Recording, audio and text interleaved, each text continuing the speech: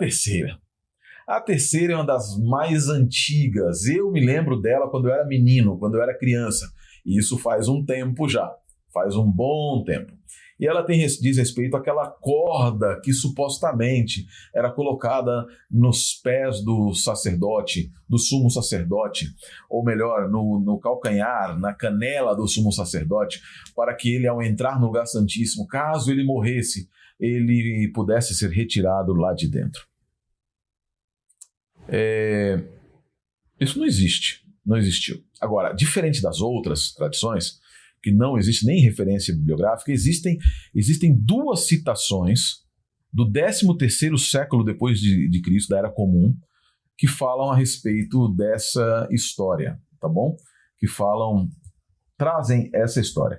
As duas citações estão no Zohar, tá? No Zohar, que é o chamado Livro do Esplendor, no volume 16, que é o volume de Emor, 102a, na seção 34, falando sobre Yom Kippur, no parágrafo 251, existe uma das citações que diz o seguinte, vou ler aqui para vocês. Ela diz assim, quando ele entrava no lugar santíssimo, ele deveria entrar para o lugar santíssimo. E os outros sacerdotes, levitas e as pessoas permaneciam, e o povo permaneciam ao seu redor em 3 fileiras e levantavam as suas mãos sobre ele em oração. E uma cadeia dourada, uma corrente dourada era colocada sobre os seus pés, atada aos seus pés. Ele andava 3 passos e todos os outros vinham para pará-lo e seguiam, e vinham com ele, mas paravam e não o seguiam mais. Ele andava mais 3 passos e voltava-se para o lugar. 3 mais, e ele fechava os seus olhos e atava-se e ligava-se ao mundo superior. É uma citação do Zohar. Se alguém tiver curiosidade, eu posso passar a citação em aramaico para você. Essa é uma das citações. Vejam que ela não fala de corda, fala de uma corrente dourada. A segunda referência também no Zohar, a primeira que eu li aqui, ela está na Parashá Haremot, que é um trecho dele que fala Haremot, são as primeiras palavras que aparecem lá em Levítico 16, no Yom Kippur. É conhecido como Parashá Haremot, que é depois da morte dos filhos de Arão, né? Aí tem toda a história lá de Levítico 10 ou 11, se não me engano, e de Vaikra, e aí você tem uma Parashá, uma porção chamada Haremot, depois da morte. Então, no Zohar, que segue uma sequência de Parashiot, de trechos da Bíblia, eles comentam na porção de Haremot 67a do Zohar, que isso que eu acabei de ler. Existe uma outra, que aí sim, que essa sim está lá na Parashá de Yom Kippur, ou na Parashá de Emor, no volume 16 do Zohar, que é uma citação atribuída ao Rabi Yitzhak, que diz o seguinte, o Rav Yitzhak dizia, uma corda era atada à perna do sacerdote quando ele entrava, de modo que se ele morresse, eles pudessem tirá-lo de lá, né? Aqui são as bases de onde surgiram essa história. Ou seja, diferente das outras, essa aqui não surgiu do nada pela mentalidade de um pastor cristão ou qualquer coisa assim. Existem 2 citações judaicas que falam a respeito dessa tradição. Só que essas 2 citações, elas não têm base textual, não têm base histórica, e isso não era verdadeiro. Primeiro, nós sabemos que o Zohar, embora o judaísmo já o aceite, o Zohar é um livro místico, cabalístico, é a base da Cabala, ou da Cabalá, e ele não deve ser aceito como evidência de elementos históricos. Essas 2 únicas citações, elas não encontram nenhum tipo de referência ou embasamento na literatura bíblica, na literatura talmúdica, na literatura pseudepigráfica, na literatura de Flávio Joséfo, de Filo de Alexandria, das literaturas anteriores. É apenas, então, somente lá no 13º século é que nós vamos encontrar aqui a ideia do que é descrita no Zohar. E por que é que foi escrito isso no Zohar, né, ou no Zohar? Existem algumas razões, e as razões são interessantes. Quando você entende o que acontecia na época dos sacerdotes, você vai conseguir entender basicamente o que aconteceu no período do sacerdote, a transição do primeiro para o segundo templo, você vai conseguir entender como é que essa história deve ter surgido também, tá? O que aconteceu? No período do primeiro templo, a história judaica diz o seguinte, lá no Talmud, né, a história judaica, ela vai dizer que é no Tratado de Yomá 9a, vou ler um pedacinho do Tratado de Yomá para vocês aqui, desculpa, eu tenho que ir pegando aqui, tá? Ele diz o seguinte, durante os 410 anos da existência do primeiro templo, houve 18 sumos sacerdotes. Olha que interessante, 18 sumos sacerdotes.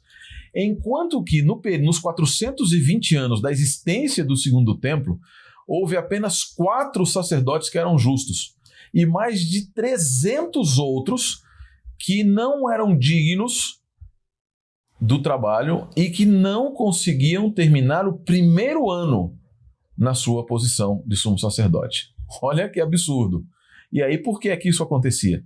Isso está ali, o número de 300, etc. Você vai dizer ali, está no Tratado de Yomá 9a, que diz que Yohanan serviu por 80 anos, Shimon Hatzadik, que era o Simão o Santo, serviu por 40, Ismael ben Pavi por 10. Alguns dizem que Eleazar ben Harsun serviu por 11 anos, e então 279 anos, houve aproximadamente um sumo sacerdote por ano.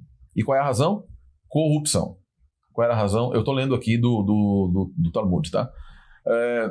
E é interessante o seguinte, e aí é muito legal, porque muito legal entre aspas, né?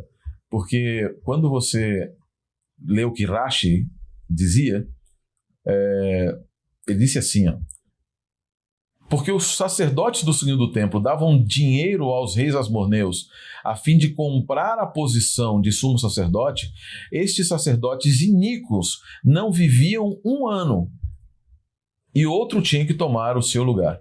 Cada sacerdote subsequente, olha que absurdo, cada sacerdote subsequente sobrepujava o seu predecessor em construir uma melhor estrutura e chamá-la por seu nome, e dar o seu nome. Ou seja, eles queriam fama. Em outras palavras, eles não estavam preocupados com o sacerdócio. Daí, então, você vai encontrar a ideia de que os sacerdotes, eles não eram dignos do serviço. Não eram dignos do serviço. E muitos deles tinham, sim, medo. Muitos tinham medo, sim, de entrar no lugar santíssimo e ali morrerem, né? O Talmud, por exemplo, diz o seguinte, diz que o senso era tão grande por parte deles e dos outros adoradores, de que o sacerdote entrasse que ele não pudesse sair do santuário vivo.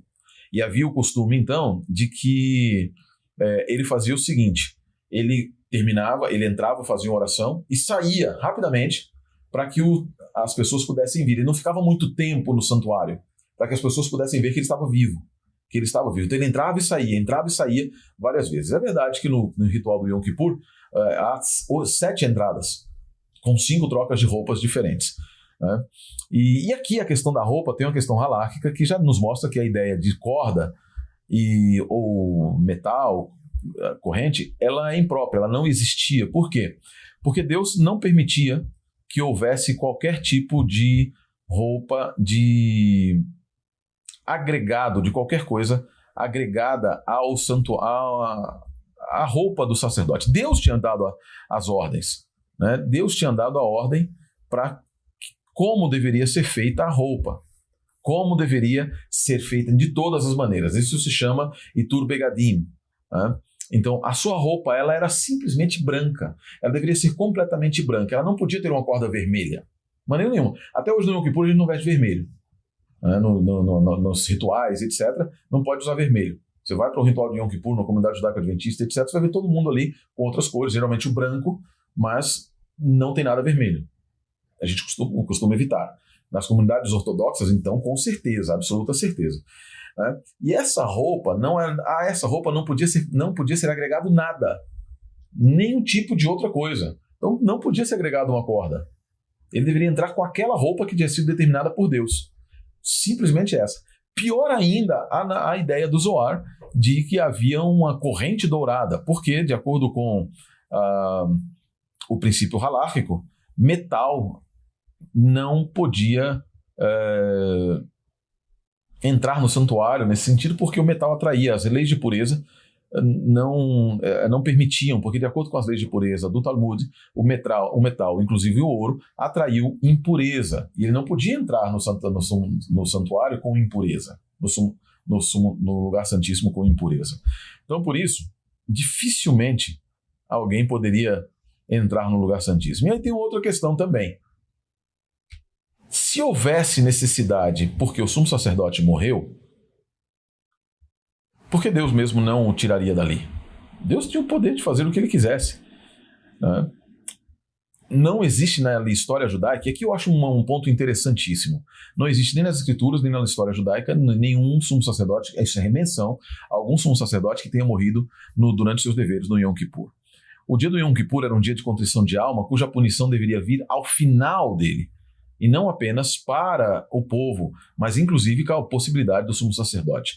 O sumo sacerdote o sumo sacerdote no período bíblico tomava a função como sendo algo extremamente responsável e de privilégio, mas também de responsabilidade. Claro que posteriormente os sumos sacerdotes, como nós vimos ali no Tratado de Yomá, do Talmud babilônico, nós vamos ver que eles começaram a fazer uma bagunça tremenda. Não obstante, Deus deu Yom Kippur como um dia de perdão. Durante todo aquele dia, e aqui eu não estou dizendo que há um texto bíblico que diga isso, nem um texto do Talmud, mas eu estou dizendo, baseado no significado do dia, que durante todo aquele dia, mesmo o mais impenitente do pecador não era morto. O mais impenitente pecador não era morto, inclusive o sumo sacerdote. Talvez na entrada, antes de começar os deveres, Deus pudesse exigir que ele não entrasse e que ele não participasse. Tanto assim que existia a figura do Sagan, que era o segundo sumo sacerdote, por acaso ele se transformasse em ritualmente impuro, um outro sumo sacerdote deveria tomar o lugar. Mas eu duvido muito que Deus destruísse o sumo sacerdote ou matasse ali na frente, diante do povo, por uma outra razão, e a razão tipológica. O sumo sacerdote era um tipo de Jesus, e Jesus não vai ser morto na presença de Deus. O Messias não poderia ser destruído na presença de Deus. Então, o sumo sacerdote vinha e ali ele fazia os seus deveres. Ele era impedido de fazer, e assim outro deveria tomar o seu lugar. Mas não ao entrar, ele terminava de fazer. Talvez ao voltar a ser um do povo, e aí nós podemos utilizar o que o Talmud disse a respeito da morte dos sacerdotes no ano seguinte, de Rashi também, e dizer que na sua vida posterior, ele talvez sentisse as consequências de haver aparecido na presença de Deus de maneira indigna. Mas o perdão de Deus que ele deveria trazer para o povo, esse era garantido.